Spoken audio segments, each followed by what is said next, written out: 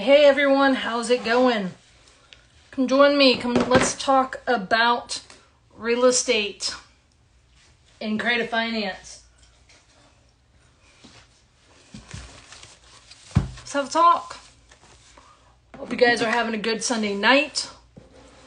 We just got back from Sunday dinner with family, and I am planning for my week. So hope you guys are having a good Sunday. Go Saints. They had a great game today. Just a few little things like that. But let's talk some real estate, you guys. I've got to do some packing away tonight. If you have a Costco and if you're a fan of certain things, they have these. It's like a little storage set. So I bought a whole stack of them. Now I've got to put them away tonight. Hey, how's it going? Hey, if you guys have questions about real estate, questions about creative financing, put them in the chat. I want to talk with you guys. Like I said, I just got home a little bit ago. I wanted to go live with you guys, have a time to hang out. The whole point of doing these lives is to answer questions. So, hey, great question there. So is all my properties in New Orleans? They are not. I have 30-something properties that are in Mississippi. So like half, maybe about half of my stuff is in Mississippi. Mobile home parks, some single family homes, stuff like that are in Mississippi. But that's still on the Mississippi coast. And that is still about an hour from New Orleans. Everything I have is an hour from New Orleans. So New Orleans is what's called the South Shore.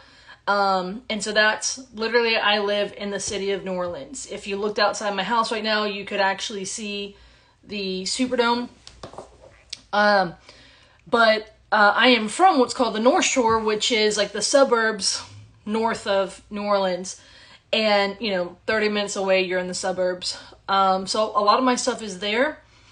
And I do have stuff in Baton Rouge, which is about an hour from here, which is the state capital. So, but all of it is still Louisiana, so South Louisiana, South Mississippi. People are like, hey, what about North Louisiana or North Mississippi or other states?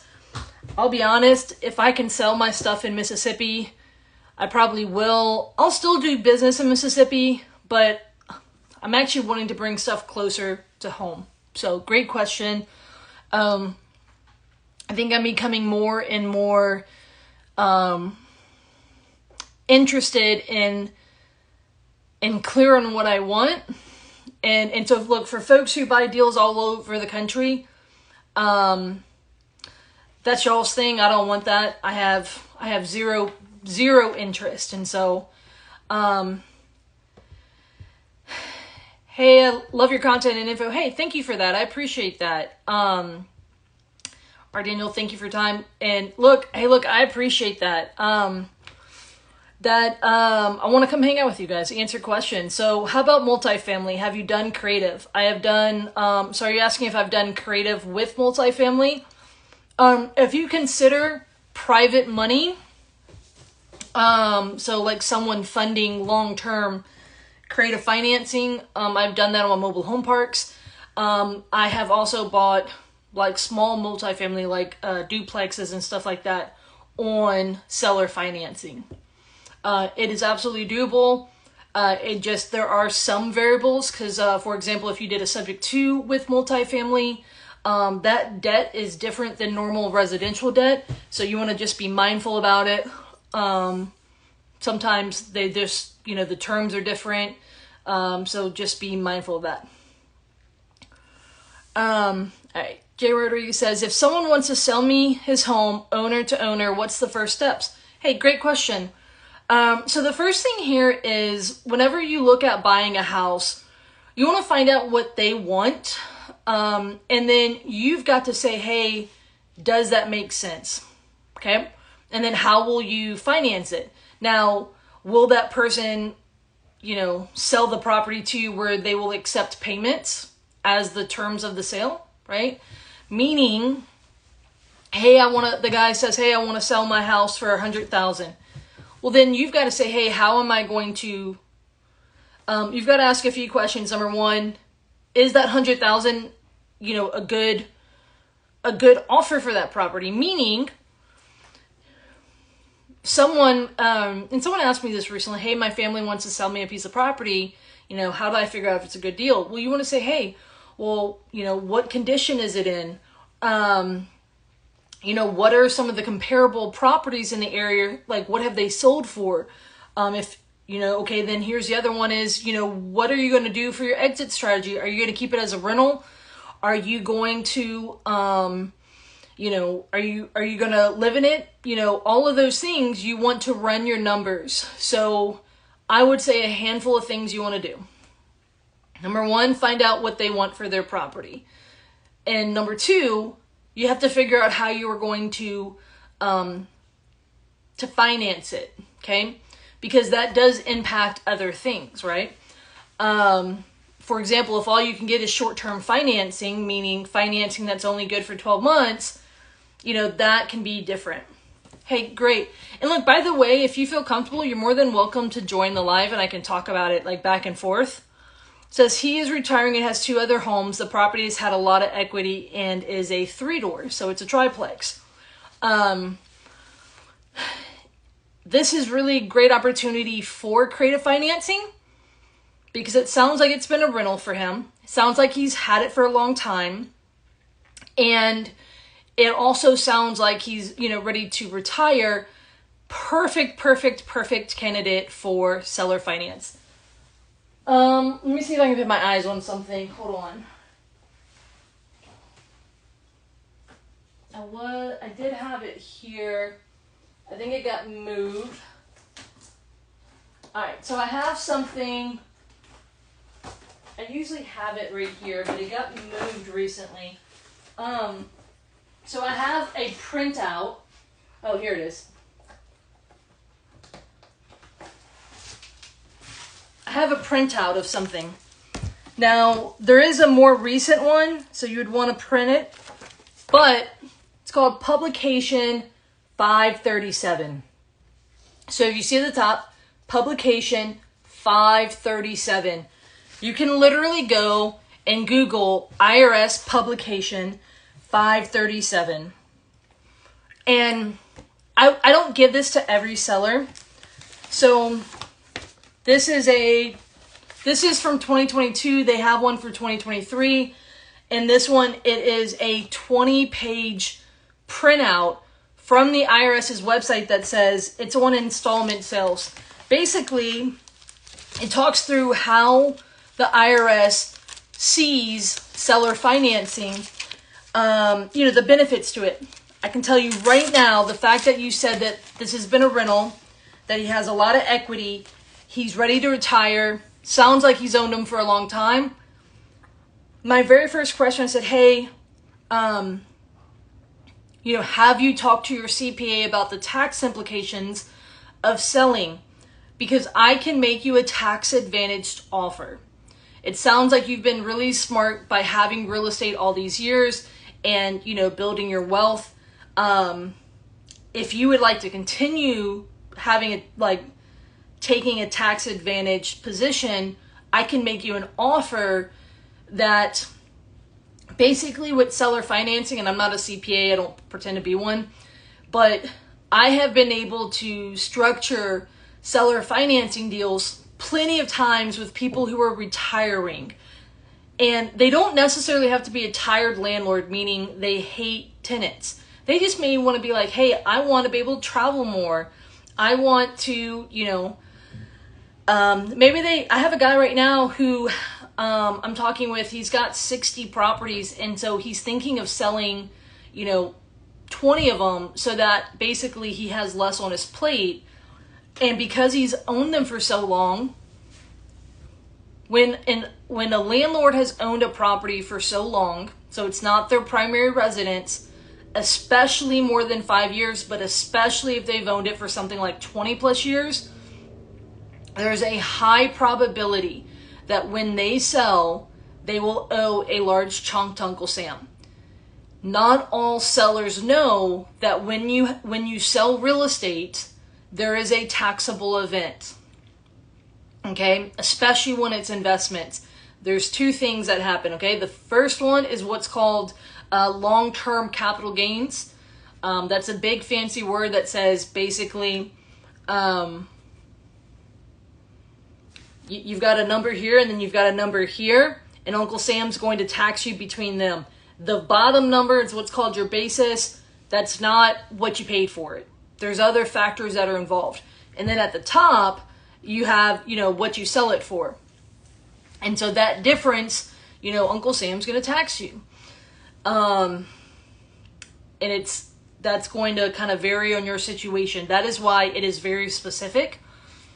Then, so again, if they bought it for $100,000, 20 years ago, and now they're selling it for $400,000, it's not just $300. Like, that's not it. So the first issue they have is long-term capital gain. The second one is actually a bigger deal. It's called depreciation recapture. And those two things, plenty of times I say, hey, look, I'd love to buy this property from you. Talk to me about what you're looking to accomplish. And hey, in the event that I could buy this property from you, you can retire from having to deal with like tenants, termites, toilets, taxes in the sense of like property taxes, stuff like that.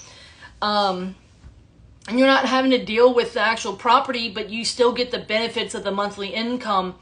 Is there any reason why you wouldn't be open to hearing what that could look like? And this could be, and again, if you haven't talked to your CPA, I want to highly encourage you. I usually actually tell a story. And the story that I tell is that, and this is what actually happened to me, 2017 or something like that. There was a woman who I bought a property from. It was their primary residence. When they grew out of it, they moved into the bigger house, okay? So then they kept their first home, and they had kept it as a rental for over 20 years. So over 20 years, this thing, they had it as a rental. When they came to me as a tired landlord. Literally, their last tenant was peeing in bottles and throwing them over the fence. And so all the neighbors hated them, okay? So they wanted to sell. So I said, hey, like I knew enough to say, hey, you should talk to your CPA. And I remember her name was Miss Marilyn. She was like, yes, I talked to my CPA. I'm ready just to sell it for cash. I was like, okay. So I bought it for cash. Not more than a year. So it was like, I want to say it was like 6 months later, I ran into her at the grocery store, say, hey, how are you and your husband doing? Are you guys enjoying not being landlords anymore? Like, hey, how's everything since I bought your house? And again, I paid cash for it, right? And she goes, Courtney, when I told you I had talked to my CPA, I didn't talk to them about the specifics. And so I didn't go into the sale being informed, and she had to write an over $20,000 check to Uncle Sam. And so she thought she was making XYZ on the sale, but because she was a landlord who had owned that property for so many years, and when she whenever she did the sale, she didn't account for the tax implications, it spoiled the sale for her. She was like, you were lovely, you helped us. She's like, I wish I would have listened and talked more with my CPA. That is the story that I always tell. I say, hey, look, I can absolutely make you an offer where I will buy it for cash, right? And then, look, right now, I'm like, hey, in this market, my cash offer, I'm having to be conservative, okay? But please, and a lot of times I'll go to take my hat off. I'll say, look, I'm going to take my hat off like I'm not a buyer. I'm going to take my hat off like you're a family member. I don't want this sale to go through and you not to know that check. And I tell this story. Let me tell you about what happened one time. And I was like, look, I don't want you to be, I don't want to run into you at the grocery store and for that to be the same encounter we have. I want you to say, hey, I am so glad I sold to Courtney, and I knew going into it, I was informed what the tax ramifications were because I talked to my CPA. I knew specifically based on the sales price and how I structured the sale, what was going to happen. Plenty of times when I say, look, talk to your CPA. If you're interested, I have an article from the IRS I can send you that actually might help you be able to reduce or basically cut your tax payments up into smaller portion.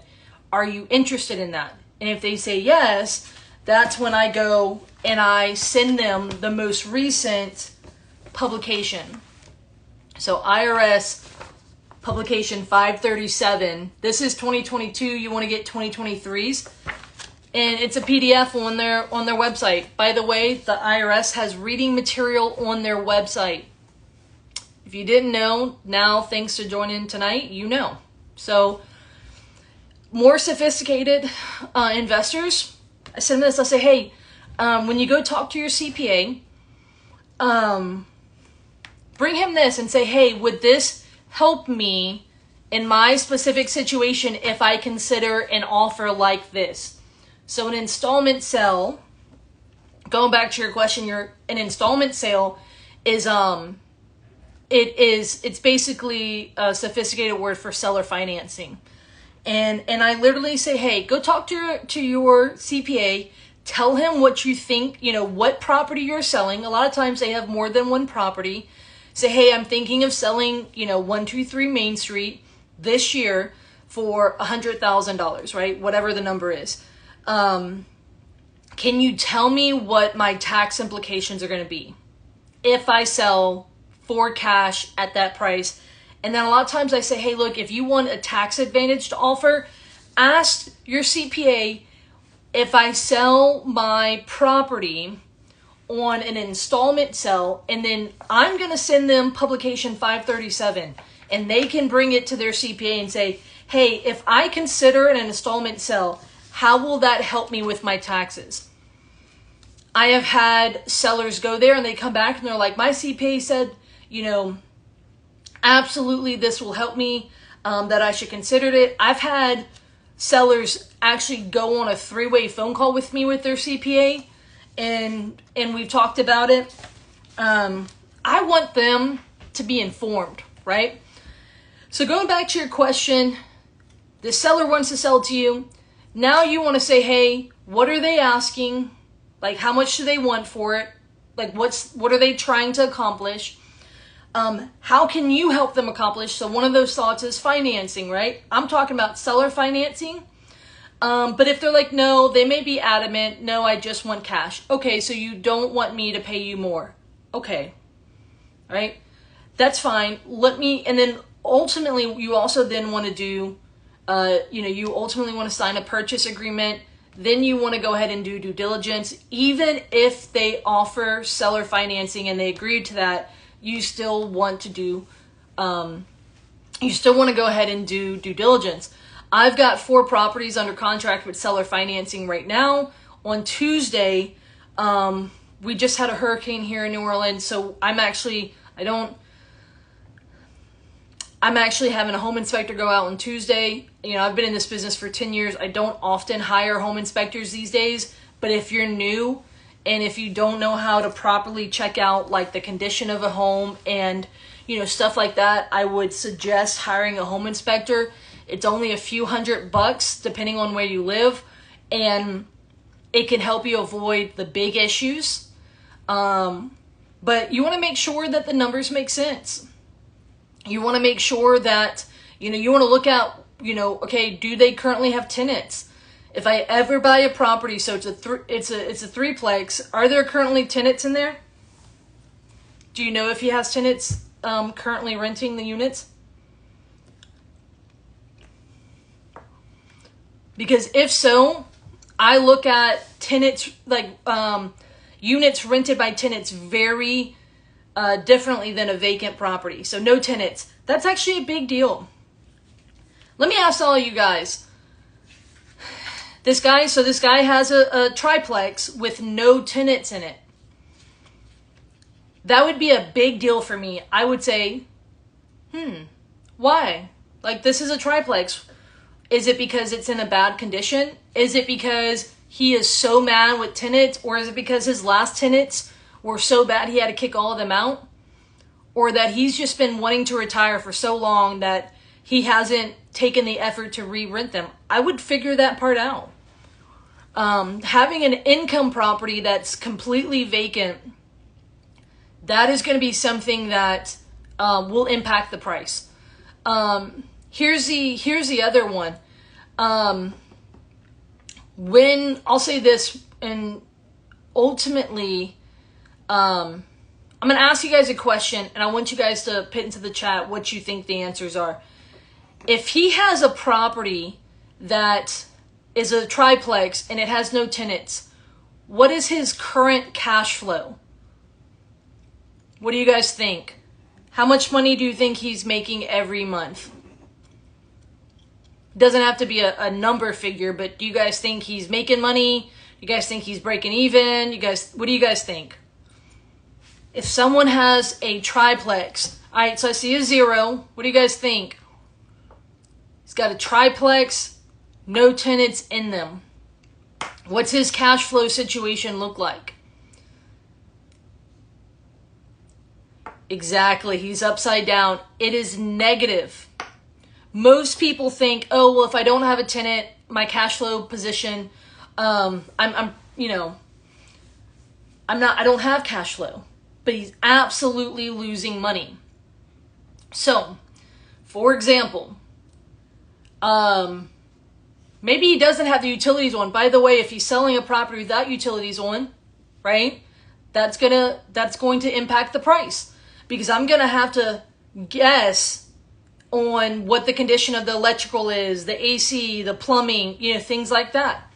But if he has utilities on, that could cost him, especially with 3 separate units, that could cost him some time. This was his primary home. He split an old one-family home, split into 3 doors, legally 2 utilities.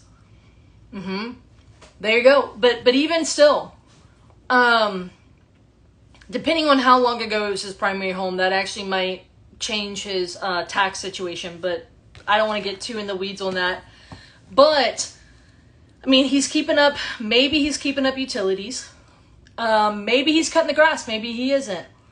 And then at the bare minimum, even if he owns it 100% outright, he still has property taxes, and he should, I hope, have insurance on it.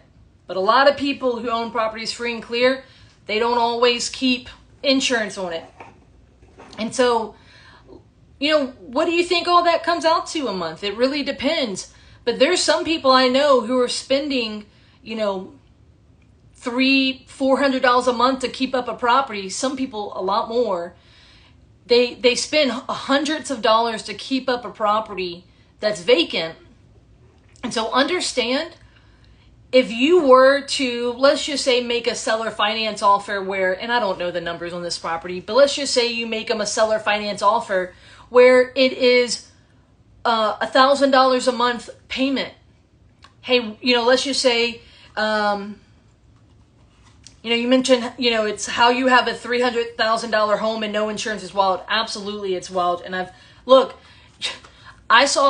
went under contract with a motel that was it was right under 1.1 million, and they had no insurance on it. I'm like, they literally only had $500,000 in liability. I didn't end up buying it after inspection, and we couldn't renegotiate and retrade the price. But I remember being so shocked because they had 3 overdoses while we were under contract. I'm like, they only had $500,000 in liability. I'm like, man, one person stubs their toe and you guys go under. Like, I had to stop a lot of intrusive thoughts, I'm not going to lie, while I was under contract for that one. But I digress. Let's just say, he's losing $500 a month between utilities, cutting the grass, property taxes, and maybe even insurance, maybe. if you say, hey, let's just say he wants 300,000. Well, let me make you, payments. And let's just say, let's just say you look to do it and, payments of 1,000 until it's paid off, or I don't know, like whatever you're looking at it there. Even if you made an offer to buy it at $1,000 a month, and that's, either principal payments or principal and interest payments, you're going to have some additional costs for that, for tax and insurance on top.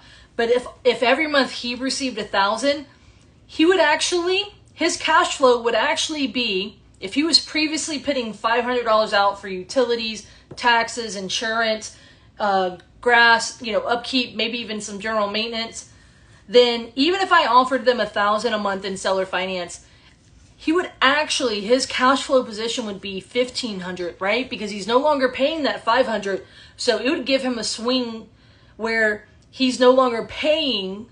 And so because he's saving 500 a month, it's really actually 1,500 to him, because he's no longer responsible to that.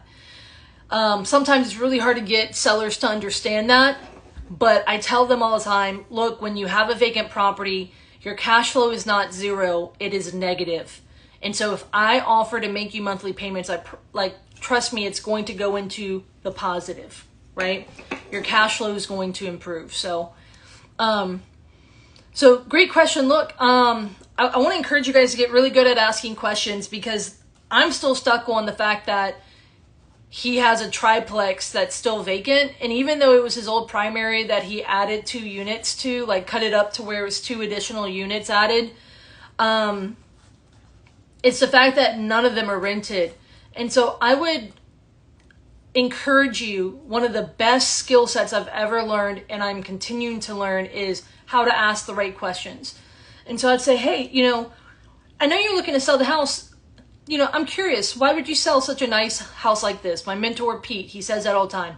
Why would you sell such a nice house like this? A lot of times I'll say, hey, it sounds like a great property. What has you wanting to get rid of it? What are you going to do next? You want to retire? Talk to me. When did you last have tenants in there? Did you like them? Were they good tenants? Were you sad when they left, or were you super happy they left? Did you have to kick them out? And I'm going to ask those questions because I'm going to want to figure some stuff out, right? Because if a property's been vacant, it actually helps me in my due diligence to learn how long it's been vacant, right? Here in New Orleans, if you have a multi-property that's been, without you, if they've turned off utilities and it's been a long time, a few years ago, I walked two 4-plexes that a guy from California bought. And, I think he started the renovation. They were gutted. They were 100% gutted. Started the renovation, ran out of money, had some contractor problems. And so, but then, they lived out of state. So kind of out of mind, out of sight. And they kind of, ran out of money. So they kind of, they stopped keeping the utilities on. And the city of New Orleans downgraded these 4-plexes to a duplex, both of them. So he went from having 8 units to 4 units overnight, whenever it hit a certain amount of time without power being on. And this guy went from being, in a troubling financial situation to a very bad financial situation, very upside down. And he owned the properties outright, so he had paid cash for them. But man, if he had a mortgage on those properties and he went from, them being an 8-plex that, he had ran out of money for the rehab to them being a little bit, underwater to now it's 4 units. He was grossly underwater. And when you have a mortgage, it's a little bit easier to see than when you own it outright. Because now you're just having to negotiate with your head that, in your own head, that you have to accept less than you paid for something. And that becomes very difficult with, sellers who own stuff outright. So nonetheless, you want to dig into those things, right? When was it last rented? What did the units rent for? How long has it been vacant? Has he been keeping up with the repairs? Does he live close to the property? Has he visited in a while? Stuff like that. All that's really good. If you guys have any other questions, keep them coming. I'm gonna see if I had any that I missed. Good evening, all you guys. Hope you guys are doing well. I see some up from, okay. So our Daniel said, how do you pick your hard money? So I personally don't use hard money lenders. A lot of times what I just use is individuals who want to, when I say private money, it's individuals who want to put their money to use. So it might be money from the stock market. They're like, hey, the stock market's volatile, stuff like that. Hard money lenders, I have never personally used a hard money lender. So someone who professionally has a business card that says, I lend money. Sometimes they call themselves private money lenders as well. But if they have a business card, generally they're not the type of private money lender that I use. I'm not opposed to them, but at the end of the day, I can't speak from experience on that. Number one thing I would say, because I get this question all the time, I ran a RIA in the area for many, many years. This was one of my top 5 questions I would get about, choosing a hard money lender. Find someone who has used them personally and say, hey, how are they? How are they with their process? Get a personal referral if you're going to use a lender. Be very careful if someone is in a Facebook group saying, hey, I can lend you money on that deal. Especially if they're using a WhatsApp and a Gmail, you want to be very careful. Okay, do you use a lawyer for your subject to? Absolutely. You do not want to do a subject to deal without using a lawyer. I use a title company. So in Louisiana, we have title companies. And so I use a title company that is very experienced. I actually do a lot of education with this title company in the area on subject to. When I had my subject to workshop back, in August, actually one of the owners of the title company, who's an attorney, actually came and sat on a panel and we talked through it. 1000%, if you are a title company state or if you're an attorney state, you need to use one or the other, but you need to learn how to vet them. You have to be very careful. There are some local title companies here in the greater New Orleans area who were like, you can't do subject to, it's illegal. You should, or they're like, oh, we don't do those. And right now they're like, hey, we do subject to deals. Hey, all you investors who are doing subject to deals, come close with us. I'm very cautious of that. One of the number one attorneys for, a certain type of creative deal in our market, I got on a phone call with him, and when he was talking about subject to deals, when he was like saying, yeah, so when the investor assumes the loan, I was like, no, that's not right. So you want to make sure that they're well informed. They're not just a yes person. Yes, I can do that deal for you, and then they figure it out along the way, or they go dust off a law book off the shelf and say, hey, what does a contract need to look like from that one class I did in law school. You want a title company that is doing them frequently. So absolutely, I highly recommend find creative investors in your area and say, hey, what can, go find the creative investor, say, hey, who's your team? That's one of the easiest way. Going back to that house, the seller that wants to sell, you said he wanted to have it empty by the time he retired from a city job. He worked, so ready to leave. Okay. How do I look for an expert subject to investor? So I'm a big fan of the local real estate investor meetups. I would go find the person who puts it on and say, hey, who do you know that's doing the most subject to deals? Or, if you're already, if you know some local investors who are experienced, say, hey, who do you know who's the most experienced with subject to in your market? I would be very careful if the majority of their experience is wholesaling subject to deals. First of all, I don't agree with wholesaling subject to deals. And then number 2, that is not actual experience with owning subject to deals. It is very different. It is very different. I love all my realtor friends, but it's like saying, hey, I've helped a lot of people buy investments, so it's like the same thing as knowing about owning investments. It's not the same. And so, with that being said, if anyone says, hey, I'm an expert, I'm really good at this, look, I would ask a handful of people, say, hey, who in this market, like, let's just say this is an experienced investor. Maybe they run the local investor meetup. Say, hey, ask a few people, hey, who do you know that does subject to, that does a lot of subject twos in the area? They're an actual investor. They actually own the properties. And it doesn't take long for a handful of people to start suggesting the same person, depending on your market and depending on the rooms you're in. But that would be, one of them. And then I would ask them, hey, do you mind if I ask what title company you're using? And then I would call that title company and say, hey, I was reaching out, can I ask how often do you do subject to deals from the title company? And if they say, I don't want to ask them, the title company, do you do subject to deals, right? Again, you want to be careful for yes people, right? Like you don't want to ask a yes or no, like, hey, can you do a subject to transaction at your title company? Or, if it's an attorney state. I want to say, hey, how frequently, when did you do your last subject to transaction? How many do you say you've done so far in 2024? Ask them about their experience level. Again, you want to be careful.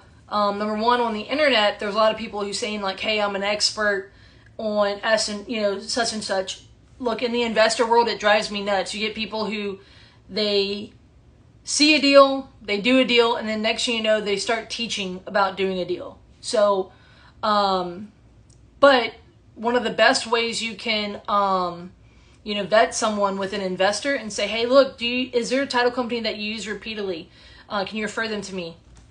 And so then ultimately when you have, let's just say you say, Johnny so-and-so is really good at doing subject to deals, well, let me just point it toward myself. Like, for example, if someone said, hey, if people, a lot of people in my area, I would say I'm probably one of the most known creative people in South Louisiana on creative financing, right? And so if someone came to me, I have a main title company I can send them to, and they can say, hey, we can, I have no problem with people saying, hey, do you guys do creative deals with Courtney? If someone went to go vet me out with those attorneys, I would have no problem with that at all. I do so many deals with those attorneys at my Christmas party. All of the owners of that title company came to my Christmas party. I love those folks. They're great. Question was, what do you have to actually to do for learning the steps for subject to? Subject to is has a lot of moving parts. So as far as what do I have, or are you asking what does someone need to do to learn the steps? When it comes down to subject to, I think most people don't learn, they don't learn the risk for both the seller and the buyer. So me as the investor and the buyer, the seller, there's risk for both parties. I think people, they don't learn that. I think, or they say, oh, okay, maybe I know a little bit, but they don't realize like the risk. And so I think that's important, is you have to understand the risk with subject to, so that you can be well informed when you get into a transaction. You also need to learn the due diligence. I think that's probably one of the number one things. So these are all, hold on. I'm not going to be able to show you guys one of my manuals tonight because I'm not set up in my other room so I can show it to you, or maybe I will be able to. Hold on. All right. Let me pull up one of my manuals. Okay. And so, all right. So I have what I call the 5 success factors, and for a subject to deal. And so ultimately, I think a lot of people, all right. So let me do this. All right. So I believe that there's success factors for a subject to deal. Ultimately with this, Number one, the first one is the numbers. Again, a lot of people get in trouble with subject to because they don't know how to run the right numbers. And look, the numbers are different with subject to than a normal cash deal. The next one is proper due diligence. Again, I don't think people look far enough into the actual, the loan that they've taken over, stuff like that. The third one is the paperwork. Tons of people, they don't do the proper paperwork, or they use an attorney who's not, as familiar. The fourth one is the proper disclosures. You get some sellers who actually have, seller remorse because they didn't actually know what they were getting into. And then I believe the fifth one that's needed to have success in a subject to deal, you need these 5 things. The last one is strong communication before, at closing, and post closing, with the seller. And so all these things are so important. I think a lot of people don't actually learn that enough. So with that being said, are there any material you recommend for me to search about the subject of the topic of subject to? I have a hour-long YouTube video on it. I'll be honest, I need to put out more on it because that one's from like two or 3 years ago. But if you search Courtney Fricky subject to on YouTube, you can watch, I think it's either an hour and a half video that I taught at a local RIA on the topic. I'll be honest, as far as further content from me, you can check out my podcast. So the Strategic Success Podcast, I actually did a interview with a leading attorney here in the U.S. who actually goes and represents investors in D.C. And lobbies for investors with creative financing. People in D.C. are talking about subject to. Do not be lured into thinking anything else. He's absolutely been in rooms when, people are talking about subject to because there's a lot going on. There's a lot of people who are not doing it right. And I do fear that that's going to lead to regulation within the industry.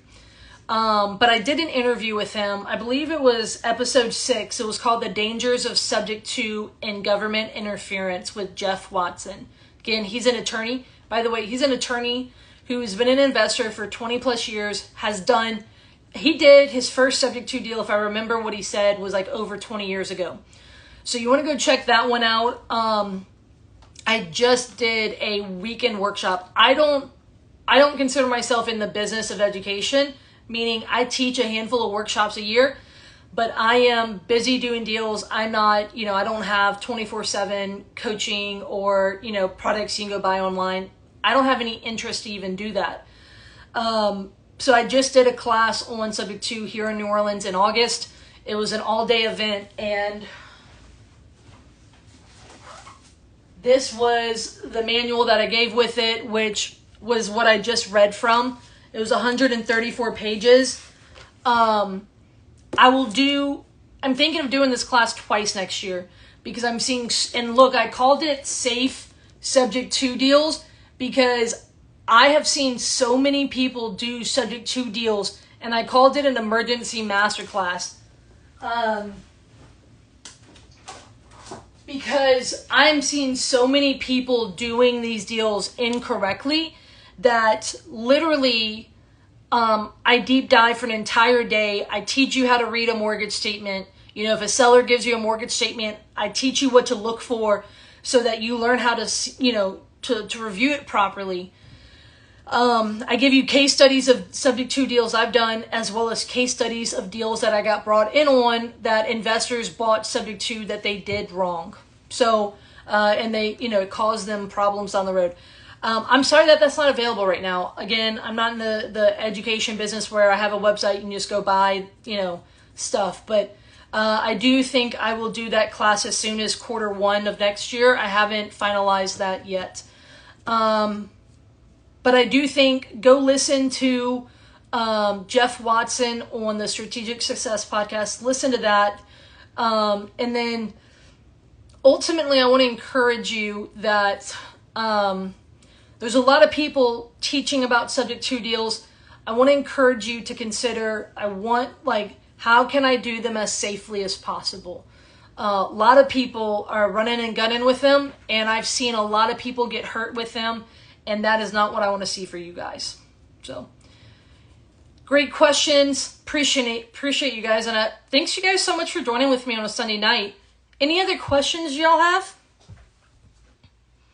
I know that we've talked about a few things tonight. And I don't know about you guys, so I came in here because we started off the night. I bought a stack of these. There's a stack of them, so I have to pit these up tonight. And plus I need to finish planning my week. So I don't know about you guys. I plan my week. I look at my calendar. I like on Sunday night to plan my week, but I also like the night before to plan my next day. You know, what are my priorities going to be? What has to happen for this day to be a success? And that's usually going to be like only 1 or 2, maybe even 3 things max. That if I accomplish these maybe 3 things, the day will be successful. That is something that I like to do to get my head on right. And then, you know, obviously we always have a never-ending to-do list, but I like to set my intentions. Like, hey, what am I trying to accomplish this week? So I've got what feels like a short week for me. This coming Saturday, I leave out of the country to go on a 2.5-week trip to Europe. So I am very much looking forward to going out of town. But as you guys know, it's like in real estate, the running joke is if you want business to heat up, you know, plan a trip. But then on my end, every year we've been actually trying to go out of the country for a 2-3 week trip every year. And so it's always stressful the week leading up to it. Ivory, hey man. Hey Court, next session, could you do a deep dive into substitutional collateral? I can. I'll be honest. I'm happy to talk about it. Number one, I have not done a ton of them, so I don't love the idea of deep diving it in the sense of because I want to always speak from experience. So that is one that I definitely feel that I'm lacking in with a ton of one. But I will say this, obviously, you know, Leon is great with stuff like that. I'm trying to get him and do a handful of podcast episodes with him. And maybe get him to do a case study of some of these more hyper, you know, creative finance 202 type questions. But ultimately, that's a good one. I know a lot of you guys, as we look, you know, finishing up this week, I want to encourage you when you start thinking about tomorrow being a Monday, tomorrow being, you know, the start of a new week. I also want to encourage you to reflect on last week. That's something I want to try to do more of, where I look into last week and I say, hey, how can I improve? How can I have, you know, hey, what are some wins that I can celebrate? You know, maybe those wins were that, you know, you got up and moved your body. Maybe it was that you finished a book. Maybe it was that you went on a date night with your significant other and really got in some connection time. Maybe you have kids and something to do with your kids or family, or you connected with a friend you hadn't seen in a while. You know, I want to encourage you as you plan your next week, also look into last week, say, hey, what went well? What can I celebrate? Hey, what can I improve on? And see what you can carry into this next week. I know I'm looking forward to ending this week out strong. Obviously, Saturday flying. We go to Canada for 2 nights. I get to see my good friend Melissa for the first time in 12 years, who's in Canada. So our international flight has actually, we built in a layover in Canada. And then I'll be going to France for, you know, a little bit over 2 weeks. And so looking forward to that. But with that happening on Saturday, I've got a short week and under contract to buy a handful of houses. So it's going to be going through some various things and saying, hey, what can I do? What can I do to get stuff done? And then also, you know, calling in third party. You know, I don't have a staff, but I have business partners. So I'm going to bring in some third party people, whether it's my business partners, whether it's, you know, my property managers, and saying, hey, look, I'm heading out of town. Is there anything I need to do? Any invoices that, you know, we've got to get taken care of? Is there any, you know, trying to button up loose ends here, but also prepare them that, hey, I'm going to be gone. You know what to do while I'm gone. And then when I come back, I'll tackle what I need to tackle when it's, you know, time to come back. So, with that being said, thanks guys so much for joining tonight. I plan, I've got a handful more of these days of going live. So thanks for joining with me, you guys. And we are going to, I'll see you guys on tomorrow's live. I appreciate it, you guys. Talk soon. See you guys on tomorrow's live. You guys have a great night. I'm going to finish putting these items away, and then I'm going to sit down and plan my week, but specifically plan my Monday so I can come out, wake up tomorrow, get going, and tackle the day strong. Y'all have a great evening. Good night.